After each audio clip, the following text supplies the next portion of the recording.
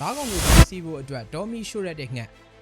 မင်္ဂလာယူဒနဲ့ဒိမန်ပရိသတ်ကြီးဒေါ်အုပ်ကြီးတွေမီးလောင်ကြတဲ့အခါမှာကဘာပေါ်ကတရဝမှန်သမျှဟာအဲ့ဒီဒေါ်အုပ်ထဲကနေအသက်လွတ်အောင်ပြေးဖို့အတွက်ရုန်းကန်လှုပ်ရှားကြတာကတဘာဝပါပြီဒါပေမဲ့ဒီလိုတောက်လောင်နေတဲ့မီးလောင်မီလီယံတွေကိုမြင်ရင်ကြောက်လန့်တကြားထွက်ပြေးဖို့နေနေတာမီးကြည့်ခဲတွေမီးစားတွေကိုနှုတ်သီးနဲ့ကိုက်ချပြီးဒေါ်မီကိုပို့ပြီးတော့ကြီးထွားလာဒေါ်မီအစ်စ်တွေထပ်မံကူးဆက်လောင်ကျွမ်းတမင်တက်တက်လိုက်ပြီးတော့မီးရှို့လေးရှိတဲ့နီးပညာမြင့်အမဲလိုက်ငှက်အစမ်းကြီးတွေအကြောင်းကိုတင်ဆက်ပေးကြပါမယ်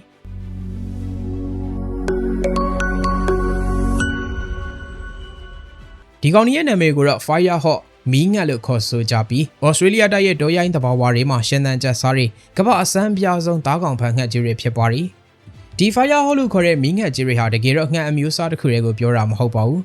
Australia တိုက်ဒေါ်ရိုင်းထဲမှာနေထိုင်တဲ့စွန်ညိုစွန်ဝက်ဝင်စွန်သိန်းငှက်အချို့စားတဲ့ငှက်အမျိုးအစားကြီးတွေကိုဆိုလိုတာဖြစ်ပြီးဒီလိုဒေါ်မီရှို့တဲ့အကျင့်ရှိကြခြင်းပါပဲ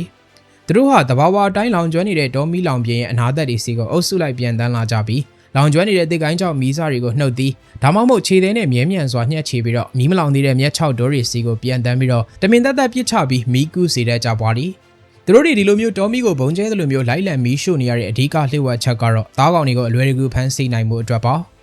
ဒေါ်မီလောင်တဲ့အခါမှာမြက်တော်နဲ့ခြုံပုတ်ထဲမှာပုံအောင်နေတဲ့ကြွက်ကလေးတွေမွေတွေသားပိုက်ကောင်အသေးလေးတွေနဲ့အင်းဆက်ပေါင်းစုံဟာမီးခွင်းငွေတွေကြောင့်ဆက်ပြီးတော့မနေနိုင်တော့ပဲအပြင်ကိုအလန့်တကြားထွက်ပြေးကြရပါသည်ငှက်တွေဟာအဲ့လိုမီးဘေးကနေကြောင်ကရန်ထွက်ပြေးလာတဲ့သားကောင်တွေကိုဝေရင်ထက်ကနေအပိုင်းဆောင်ပြီးတော့အလွယ်တကူထိုးတုပ်ဖမ်းဆီးပြီးဘိုက်ဖြစ်တွေရှိကြတာပါဒီမီးငှက်တွေရဲ့ပြုမှုဟာဩစတြေးလျတိုက်ရဲ့ဌာနေတိုင်းရင်းသားတွေကြားထဲမှာတော့လွန်ခဲ့တဲ့နှစ်ထောင်ပေါင်းချီကလေးကဒဏ္ဍာရီလိုအိမ်မက်လိုနဲ့အတိမတ်ပြုခံခဲ့ရတာဖြစ်ပါတယ်တိုင်းရင်းသားတွေရဲ့ရိုးရာဒဏ္ဍာရီတွေမှာဒီမီးငှက်တွေအကြောင်းကိုဒဏ္ဍာရီဆန်းဆန်းထဲသွင်းဖော်ပြခဲ့ကြပေမဲ့သိပ္ပံပညာရှင်တွေကဒါကိုတာမန်ဒဏ္ဍာရီတစ်ခုအဖြစ်နဲ့နှစ်ပေါင်းများစွာပဲမှတ်ယူထားခဲ့ကြပါတယ်2018ခုနှစ်ရောက်မှသာကမ္ဘာရုပ်ခဗေဒနဲ့ဇီဝဗေဒတွေမှာဒီငှက်တွေရဲ့ဒေါ်မီရှို့နေတဲ့မှတ်တမ်းဓာတ်ပုံတွေနဲ့သူတေသနာတွေကိုတရားဝင်ထုတ်ပြန်နိုင်ခဲ့တဲ့အတွက်သိပ္ပံလောကကြီးတစ်ခုလုံးသပင်ထောင်မတက်အံ့ဩမှင်သက်ခဲ့ရပါတယ်တခါတလေမှာမီးသက်သမားတွေဟာဒေါ်မီတစ်ခုကိုအပင်ပန်းခံညှိမ့်တက်လို့ပြီးကန်နေကြမှာဝင်းကနေမီးငှက်တကောင်ကမီးစားကိုချိပြီးမီးသက်သမားတွေရဲ့အနောက်ဘက်ကမြက်တော်တွေကိုပြစ်ချလိုက်လို့မီးပြန်လောင်ပြီးတော့ပိတ်မိလို့နေပါဖြစ်ခဲ့ရတဲ့ကိစ္စတွေတောင်ရှိခဲ့ပူပါသေးတယ်။ထူးခြားတဲ့အချက်ကဒီတရဝါတွေဟာလူသားတွေပြီးရင်ကမ္ဘာပေါ်မှာမီးကိုကိုယ့်ရဲ့အကျိုးစီးပွားအတွက်စနစ်တကျလက်နက်လိုမျိုးထိန်းချုပ်အသုံးချတတ်တဲ့တကောင်နေသောတရဝါဖြစ်နေလို့ပါပြီ။ဒါတို့ကြောင့်မို့လို့ပဲဩစတြေးလျရဲ့ဒေါ်မီဘေးအန်ရီဟာပုံမိုဆိုးဝါးပြီးတော့ကာကွယ်ရခန့်နေရတာဖြစ်ပါတယ်။ပရိသတ်တွေရောငှက်တကောင်ကအခုလိုမျိုးဒေါ်မီကိုပိုကြီးအောင်ရှို့ရတဲ့အကြောင်းကြားဘူးခဲ့ပါသလား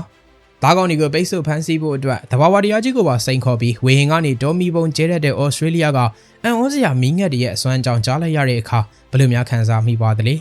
ဒီကောင်တွေရဲ့ဉာဏ်ရည်မြင့်မှုကြီးဟာကြောက်ခမန်းလေးဖြစ်ပြီးတော့ပါသေးတယ်ကျွန်တော်တို့နိုင်ငံမှာသာမရှိလို့ရှိများရှိရင်လွယ်မှာမဟုတ်ပါဘူး